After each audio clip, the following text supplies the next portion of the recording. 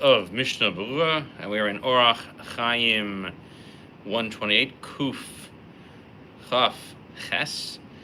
We are in the laws of Nesias Kapayim, raising your hands with if you're a Kohen, not just sitting in class.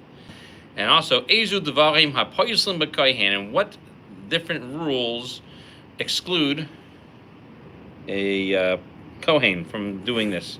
There are 45 different sections of halacha in here, so we will be here for quite a bit. So that's why it's really a separate set of laws, different than the laws of tefillah.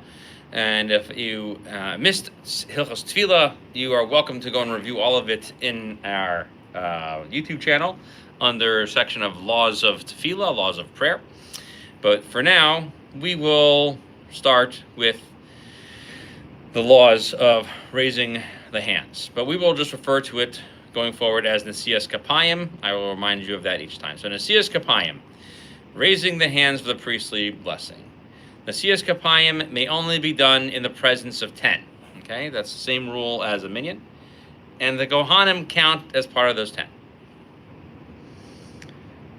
And then the Ramah brings down that a non-Kohen may not raise their hands in the blessing, even with other Kohanim. Okay? And so he brings down a further comment that says, in the Gemara, another Gemara elsewhere, there's a Tosfos that basically says they don't know what the prohibition is, so that if you go up to say the priestly blessing, but we just don't do it. We don't do that. Okay. So the Mishnah Berurah explains why do you need 10. He says this is the same rule as everything else that was explained in Siman Nun Hey, okay, where it came to Kaddish, so 55 above. And we said in the Mishnah Berurah over there that if a person who is sleeping, whether or not they count for 10. So he says there are a few other rules of Nesias Kapayim. It has to be in a place where there is a Sefer Torah. That's one approach. However, he says most, if not all, disagree with this. So you don't need a Sefer Torah in the room to do that.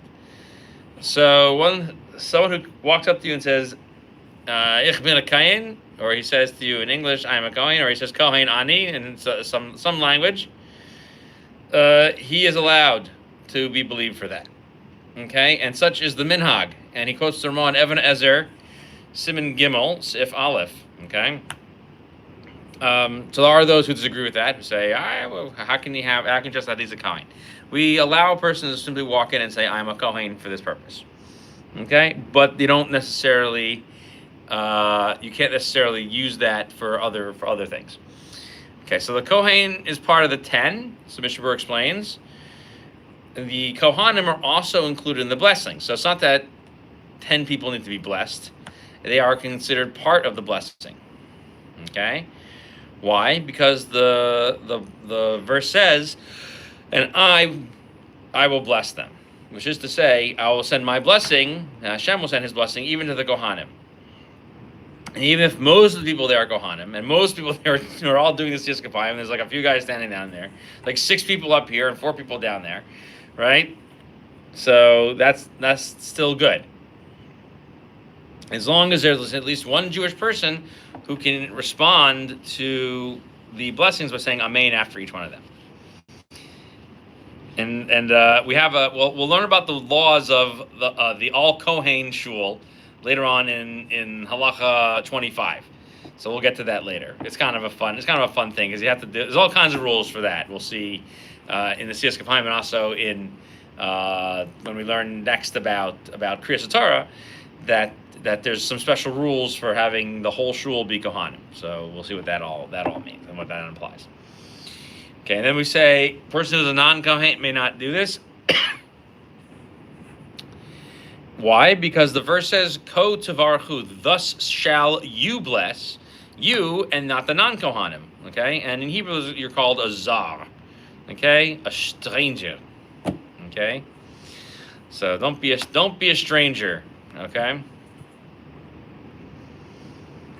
And it's really a prohibition that comes from within a command.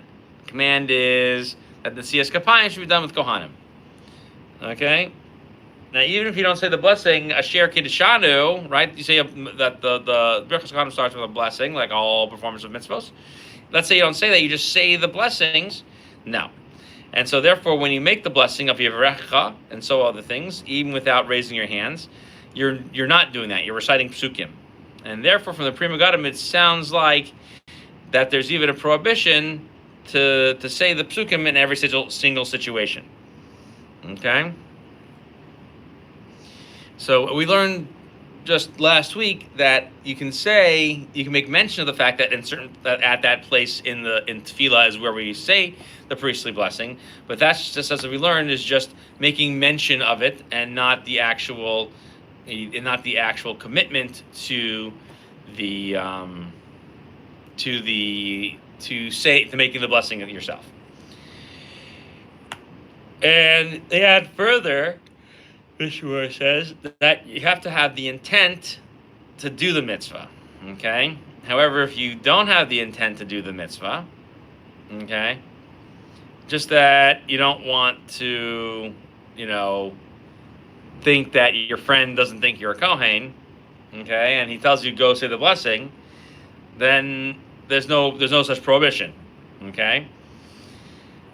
And so this only makes sense based on what we poskin earlier, Berurah explains. We said this in Siman Samach Daled 64.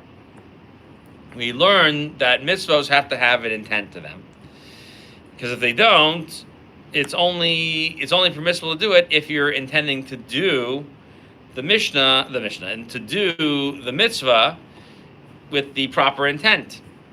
However, if you're doing the opposite, if you are purposely intending to not do the mitzvah, okay, or you're not intending to be following the bracha, that's when you're not yotzei. And he said, but I'll develop this more thoroughly in the Biur Halacha. We're not going to get so thoroughly involved in that. Just know that it's a thing. Okay.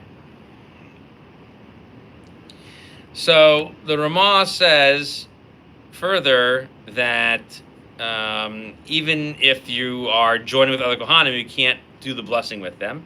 So that's to say that even if that you're not violating anything because they're already Kohanim doing the bracha, okay? And so therefore the blessing is focused specifically on them. Nonetheless, it's still prohibited because the bracha that you're saying is part of the statement of Asher Kiddishanu, who has sanctified us to do this. And that's when it wouldn't be a worthless action. It'd be meaningful. And so therefore, since it was only left for Kohanim, that's what we're going to make it now. Okay? And so the Ramah further says that the problem is with that you're violating something by doing this if you're not a Kohen. Okay? And so he says, so doing it is one prohibition. The Mishna says, and by the way, you're also making a bracha levatala. Okay? You're also making a worthless bracha. Okay. And so it seems even further, and however, other opinions the Ramah brings down from the Tosfos, that there may not be an Isser to do this with other Kohanim. He's not sure. The Berurah explains that there's this opinion of the Ri, that you're not violating anything except for saying a bracha levatala. We say that there's no difference, and in every single situation you are violating this commandment to only have Kohanim say the blessing. That's halacha aleph. Halacha beis. Okay, so every Kohen who has one of the things listed that prevent him, okay, if he does not have any of the things that prevent him from saying the blessing, we're going to learn about those in a moment. If he doesn't go to say the priestly blessing, even though he is really, it seems like he's only violating the one mitzvah to go and bless the Jewish people at the time of saying the blessing. Really, he's violating 3 commandments, or he's nullifying the performance of 3 commandments. So the first one is if he was there when they summoned the Kohanim, that's number 1. Okay, or they told him to go up and he didn't go. or he didn't wash his hands. Okay. Okay. So what we're gonna so the Mishnah Berurah explains we're gonna see later on that there are a number of things that prevent the Kohen from going up to the duchen, to going up to the spot in front of the place where the Sefer Torah is stationed. And some exceptions are from the Torah, and some of them are rabbinic, and there's going to be a dispute about which ones are which. And we're going to look at this later on, starting with Sif Katan Yud Beis. Okay. So really, you violate three things. So what are the three things? Okay. So the first one is go bless the Jewish people, right? Ko tavarechu. Go say it to them. All right. And place my name in them. Okay, now, that's the main one. Okay, so the second, so people also add,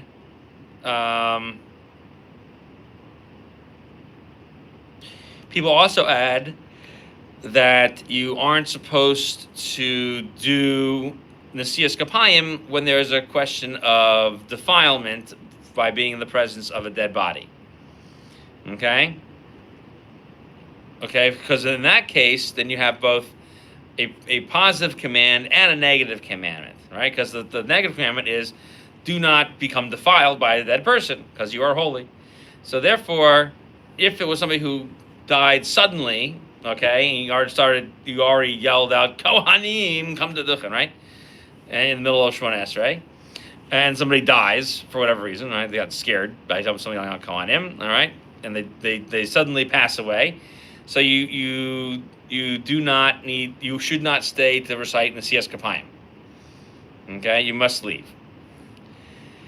Now, if the Kohen doesn't know that somebody died, okay, you need to tell him.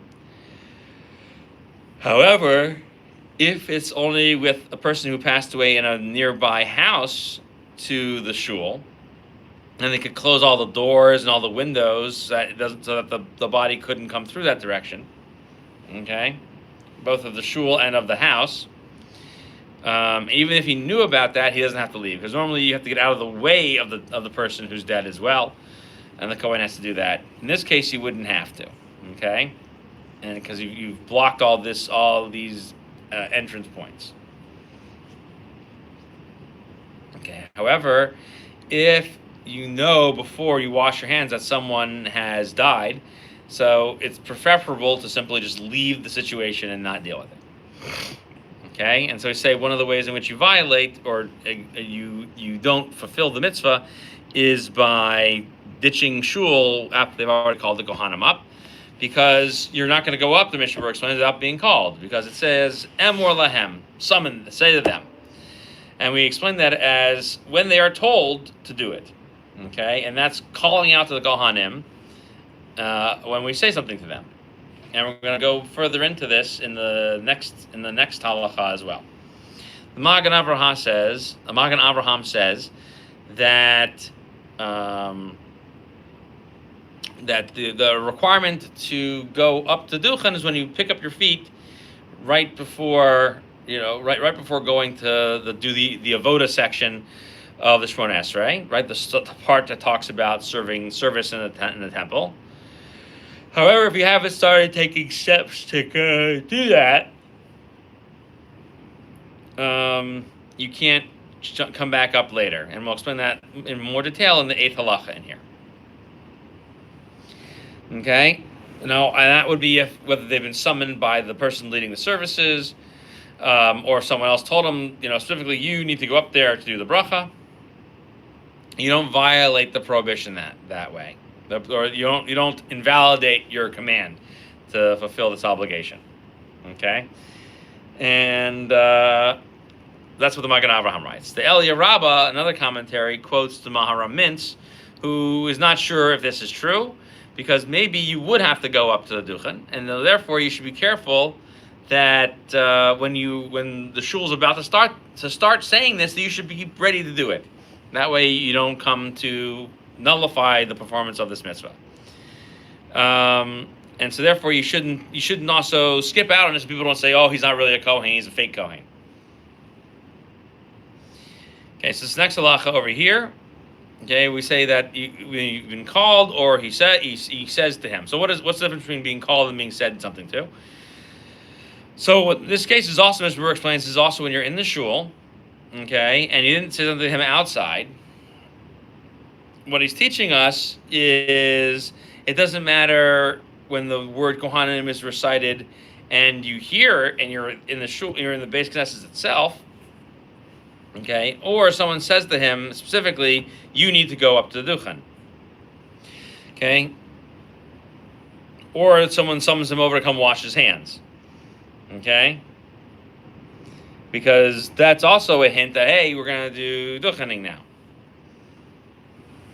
Okay, so if you don't come up, then you're going to be violating this command. And so this is only according to how the Magen Avraham understands it. Okay, because when you take some steps to doing it and you don't fulfill it, it's a problem. So another case that the Mishna says is explained in the Biur Halacha is that you're in shul and they didn't finish the blessing of Ritzeh yet, the blessing that starts Avoda. Okay, and then you can go get up, take your shoes off, and wash your hands. And everyone would agree in that case that you're definitely violating their command to do that.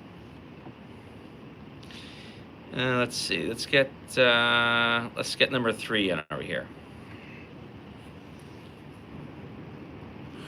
Okay, halacha number 3. If you already duchening once that day, then if you skip it any other time, you're not violating this positive commandment. Okay, so what does that mean? So the Mishna explains that if it happens that there's another community, there's another community that sets up davening later, and they have time to come and say Birchas Kohanim. So why aren't you violating anything? Because you already did it that day. Okay, and so therefore the Torah is only saying you have to do it that day. Nonetheless, if you went ahead and do it another time, you still need to say all the proper and appropriate brachos, beginning to end. Okay, and you need to say Asher Kiddishanu B'Savet Sivano, because nonetheless you're still doing the mitzvah. Okay, and that's even if you're doing this again in the same exact shul. All right, and I think this next one's kind of long, so I think we'll pick it up for next time. Thank you for joining us, and we'll see you next time when we learn more about the laws of priestly blessing. Take care.